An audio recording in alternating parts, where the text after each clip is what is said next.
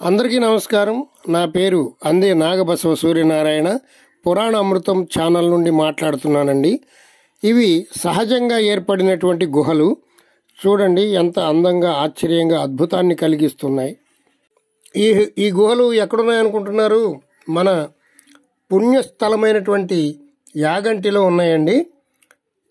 చాలా మహిమాన్వితమైనటువంటి గుహలు. ఈ గుహల్లోనే అగస్త్య మహాముని తపస్సు చేసినటువంటి గుహలు. వెంకటేశ్వర స్వామి వారి గుహ చాలా అద్భుతంగా ఉంది.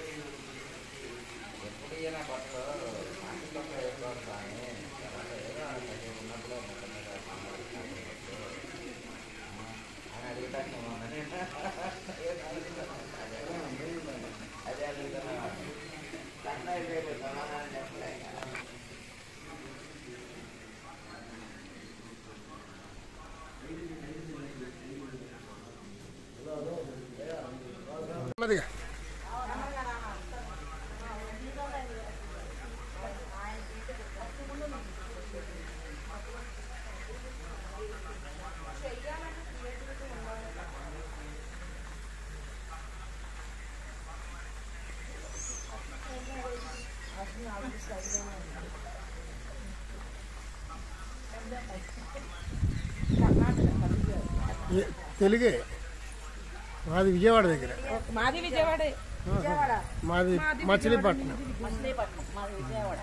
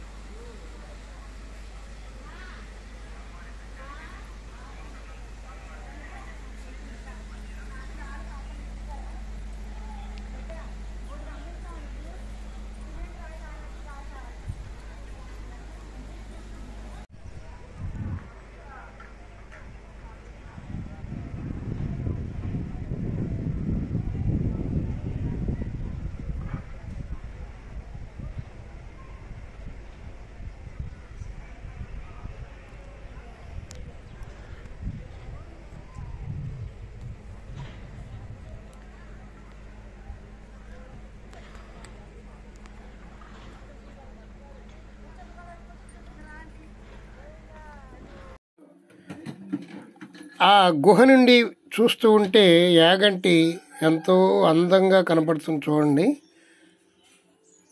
ఆ ఆర్చి లోపల నుంచి మనకు ఒక రోడ్డు కనపడుతుంది దూరంగా. చూడండి, ఆ రోడ్డు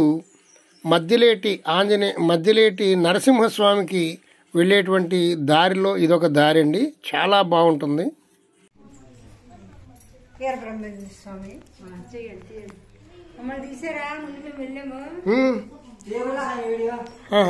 ఇక్కడ వరకే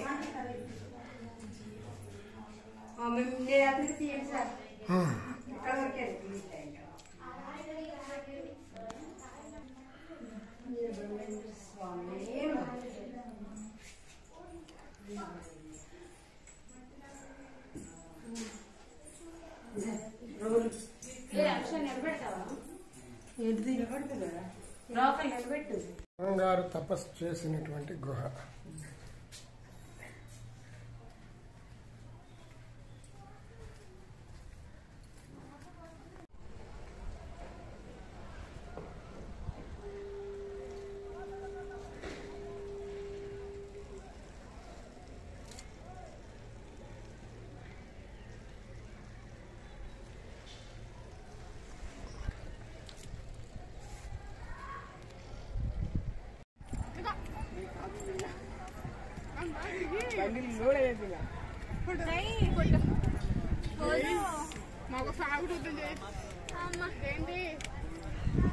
ఇదేనండి అగస్త్య మహాముని తపస్సు చేసినటువంటి గుహ.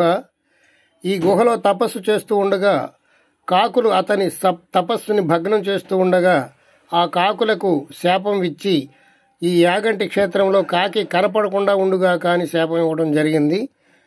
అదిగోండి దూరంగా ఉన్నటువంటి ఆ శిలను చూడండి. సహజంగా ఏర్పడిన శిల ఆంజనేయ స్వామి విగ్రహంలా ఉంటుంది. అది చాలా ప్రత్యేకమైనటువంటిది. ఇక్కడి నుంచి చూస్తూ ఉంటారు. అలాగే ఇక్కడ ఉన్నటువంటి బసవన్న కలియుగ అంతంలో లేచి పెద్ద రంకె వేస్తాడని, ఆ రంకెకు జనమందరూ అదిరిపడి చస్తారని బ్రహ్మంగారు తన కాలజ్ఞానంలో వ్రాయడం జరిగింది. ఇక్కడ కోనేరులో స్నానం చేస్తే సర్వరోగాలు పోతాయి. ఇదేనండి వెంకటేశ్వర స్వామి గుహ. ఆ గుహలో నుండి చూస్తూ ఉంటే ఆ యాగంటి క్షేత్రం మనకి ఇలా కనబడుతుంది. ఇవి సహజంగా ఏర్పడినటువంటి గుహలు, చాలా అద్భుతంగా ఉన్నాయి. ఇవి మహిమాన్వితమైనటువంటి గుహలు. చూడండి అక్కడ ఆకాశం ఎన్ని రంగులుగా మారిపోతుందో. అక్కడ ఏదో దివ్యమైన శక్తి మనకు ఉన్నట్లు కనబడుతుంది. కొద్దిసేపు నీలం, కొద్దిసేపు పచ్చ, కొద్దిసేపు ఆరెంజ్ కలరు, ఇలాంటి రంగురంగులుగా ఆ గుహలో కనబడడం అనేటువంటిది విశేషం. అక్కడ అద్భుతమైనటువంటి శక్తులు ఉన్నాయని చెప్తున్నారు. ఈ గుహలో వెంకటేశ్వర స్వామి గారి విగ్రహాన్ని ప్రతిష్ఠించడం జరిగింది. ఒక్కసారి నమస్కారం చేసుకుందాం రండి. ఈ వీడియో మీకు బాగా నచ్చింది అనుకుంటాను.